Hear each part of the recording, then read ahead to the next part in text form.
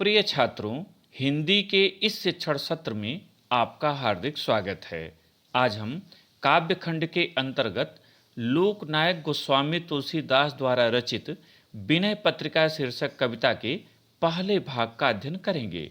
पाठ्यक्रम में इस शीर्षक के अंतर्गत कुल 4 पद संकलित हैं, अतः इसे 4 भागों में प्रस्तुत किया जाएगा।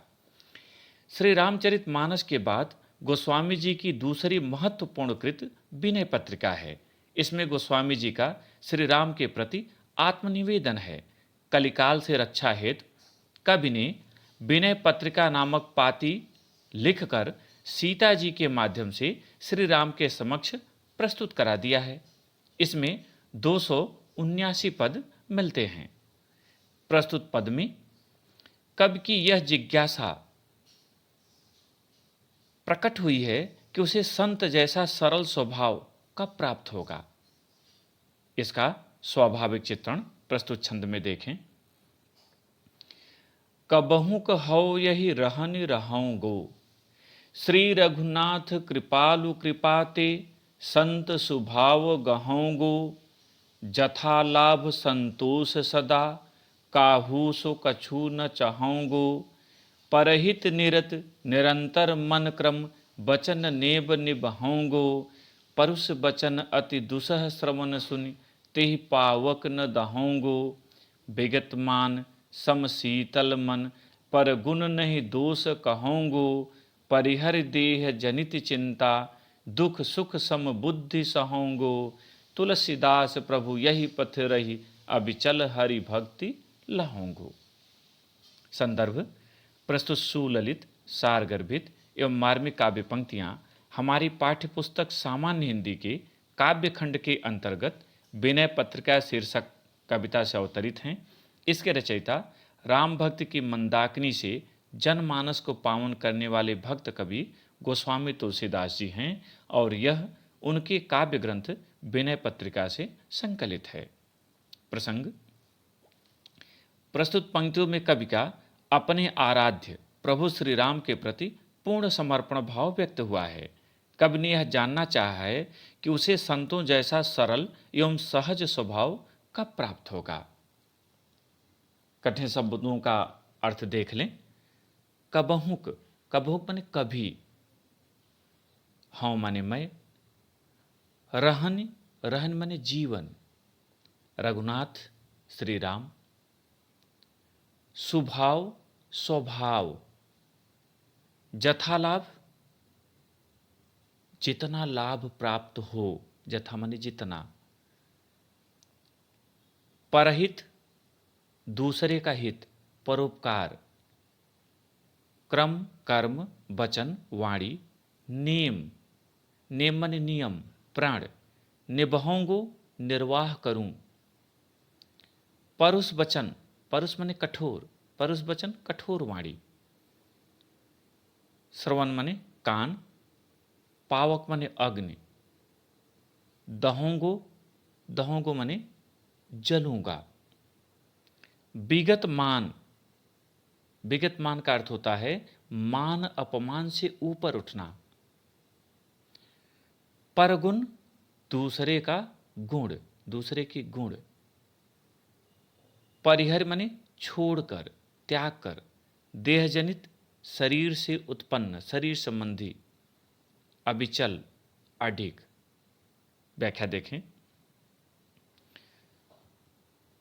संत गोस्वामी तुलसीदास जी कहते हैं कि कबहू कहो यही रहने रहूंगे, वह दिन कब आएगा जब मुझे इस प्रकार का जीवन प्राप्त होगा कि मैं श्री रघुनाथ कृपालु कृपाते संत स्वभाव कहूँगा, श्री राम की कृपा से संतों जैसा सरल स्वभाव ग्रहण कर सकूंगा।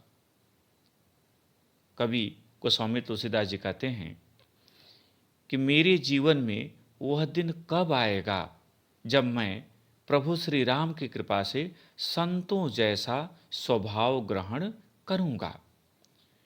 जथा लाभ संतोष सदा, जितना मुझे लाभ हो जाए उसी में संतोष प्राप्त हो जाए, काहू से कछु न चाहूंगा, और किसी से किसी भी वस्तु की कामना न करूं, कुछ भी मांगने की इच्छा न करूं, वह दिन कब आएगा। परहित निरत निरंतर मन क्रम वचन नियम होंगे। कभी आगे कहता है कि मैं मन से, कर्म से और वाणी से, वचन से दूसरे का कल्याण करने में निरंतर मने हमेशा सदैव लगा रहूं, संलग्न रहूं, नेम निभाऊंगा और इस नियम का पालन करता रहूंगा। वह दिन कब आएगा। परुष वचन अति दुसह श्रवण सुन। परुष कठोर। कभी कहता है कि मैं अपने कानों से कठोर वचनों को सुनकर असह्य, अति दुसह, ऐसे वचन जिनको सुनना असह्य हो। तो कभी कहता है कि अपने कानों से अत्यंत कठोर और असह्य वाणी को सुनकर भी तेह पावक न दहूंगी, उसकी अग्नि में न जलूं, क्रोध न करूं, वह दिन कब आएगा। विगत मान सम शीतल मन। कभी कहता है कि मैं अपने मान और अपमान की चिंता को छोड़कर समान रूप से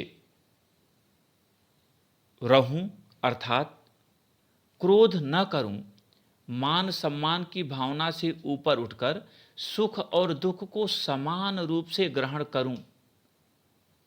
परगुण कहूंगो, दूसरे के गुणों का तो वर्णन करूं, नहीं दोष कहूंगो, किंतु दूसरे के दोषों का उल्लेख न करूं, वर्णन न करूं, वह दिन कब आएगा। परिहर देह जनित चिंता। कभी आगे कहता है कि अपने शरीर की चिंताओं को छोड़कर, शरीर के सुख दुख की बात को छोड़कर दुख सुख संबुद्धि सहूंगू, दुख और सुख को समान प्रकार से सहन कर लूं, सहन करूं, वह दिन कब आएगा। अर्थात सुख में अहंकार न करूं और दुख में विचलित न हूं। होता यह है कि लोग सुख में इतना उछलने लगते हैं कि उनका सर छत से टकरा जाता है, और दुख में इतना दुखी होकर मुंह लटकाकर बैठ जाते हैं कि कुत्ता भी उनका मुंह चाट कर चला जाता है। कभी से बचने की बात कर रहा है। वह कह रहा है कि सुख और दुख को समान भाव से ग्रहण करूं, सुख के अवसर पर अहंकार न करूं और दुख में विचलित न हूं। तुलसीदास प्रभु यही पथ रही, अभिचल हरि भक्ति लहूंगू। तुलसीदास जी कहते हैं कि प्रभु, मैं इसी मार्ग पर, संतों के इसी मार्ग पर चलकर आपकी अविचलित, कभी भी न डिगने वाले अडिग भक्ति कब प्राप्त करूंगा, वह दिन कब आएगा। अब पूरा अर्थ सुने जिस रूप में आपको लिखना है। गोस्वामी तुलसीदास जी कहते हैं कि मेरे जीवन में वह दिन कब आएगा जब मैं श्री राम की कृपा से संतों जैसा स्वभाव ग्रहण करूंगा, जितना मुझे मिल जाएगा उसी में संतोष हो जाए और किसी से कुछ पाने की इच्छा न रहे, सदैव दूसरे के हित में लगा रहूं और मन, कर्म तथा वाणी से इस नियम का निर्वाह करूं। दूसरे के कठोर असह्य वचनों को भी अपने कानों से सुनकर उसकी आग में न जलूं, अर्थात क्रोध न करूं। मान सम्मान की चिंता छोड़कर सदैव समान बना रहूं। दूसरे के गुणों की तो चर्चा करूं, किंतु दोषों का वर्णन न करूं। अपने शरीर संबंधित चिंताओं को छोड़कर, अपने शरीर से उत्पन्न भूख प्यास इत्यादि शरीर संबंधी चिंताओं को छोड़कर सुख और दुख को समान भाव से ग्रहण करूं, अर्थात सुख के अवसर पर अहंकार न करूं और दुख के समय विचलित न हो जाऊं। हे प्रभु, मैं संतों के इसी मार्ग पर चलकर आपकी अविचल अडिग भक्ति कब प्राप्त करूंगा। अब यहाँ पर काव्य सौंदर्य देख लें। इसमें रस शांत है, छंद गेय पद है, अलंकार अनुप्रास रूपक आदि है, यहाँ भाषा ब्रज है, शैली मुक्तक है, गुण प्रसाद है और शब्द शक्ति अभिधा है। पद्यांश पर आधारित प्रश्न देखें। आप जानते हैं कि किसी भी पद्यांश पर 5 प्रश्न होते हैं जिनका उत्तर आपको लिखना है। प्रत्येक के लिए 2 अंक और कुल 10 अंक इसके लिए निर्धारित हैं। तो पहला प्रश्न, प्रस्तुत पद्यांश का शीर्षक तथा कवि का नाम लिखिए। उत्तर, प्रस्तुत पद्यांश का शीर्षक विनय पत्रिका तथा कवि का नाम गोस्वामी तुलसीदास है। दूसरा प्रश्न, रेखांकित अंश की व्याख्या कीजिए और यहाँ रेखांकित अंश है, परिहरि देह जनित चिंता दुख सुख संबुद्धि सहोंगो तुलसीदास प्रभु यही पथ रही अभिचल हरि भक्ति लहोंगो। उत्तर, कवि गोस्वामी तुलसीदास जी कहते हैं कि हे प्रभु, मुझे ऐसा जीवन कब मिलेगा जब मैं अपने शरीर संबंधी चिंताओं को छोड़कर दुख और सुख को समान भाव से ग्रहण करूंगा, अर्थात सुख के अवसर पर अहंकार से बचूं और दुख के अवसर पर धैर्य धारण कर सकूं। कवि जिज्ञासा व्यक्त करते हुए कहता है कि प्रभु, मैं संतों के इसी मार्ग पर चलकर आपकी अविचल अडिग भक्ति कब प्राप्त करूंगा। तीसरा प्रश्न, तुलसीदास जी श्री राम से क्या प्रार्थना कर रहे हैं। उत्तर, तुलसीदास जी श्री राम से प्रार्थना कर रहे हैं कि उन्हें संतों जैसा स्वभाव और प्रभु की अविचल भक्ति प्राप्त हो। चौथा प्रश्न, क्रोध और अपमान के संदर्भ में तुलसीदास ने क्या कहा है।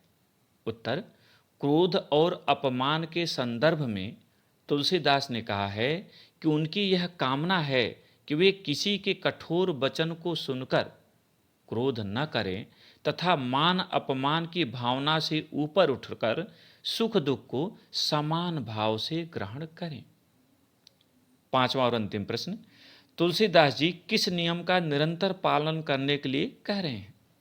उत्तर, तुलसीदास जी इस नियम का निरंतर पालन करने के लिए कह रहे हैं कि मन, वचन और कर्म से सदैव दूसरों के कल्याण में संलग्न रहें। प्रिय छात्रों, मुझे उम्मीद है कि आपको यह छंद समझ में आ गया होगा। प्रश्नोत्तर को अपनी अभ्यास पुस्तिका में लिखें और स्मरण करें। बहुत बहुत धन्यवाद।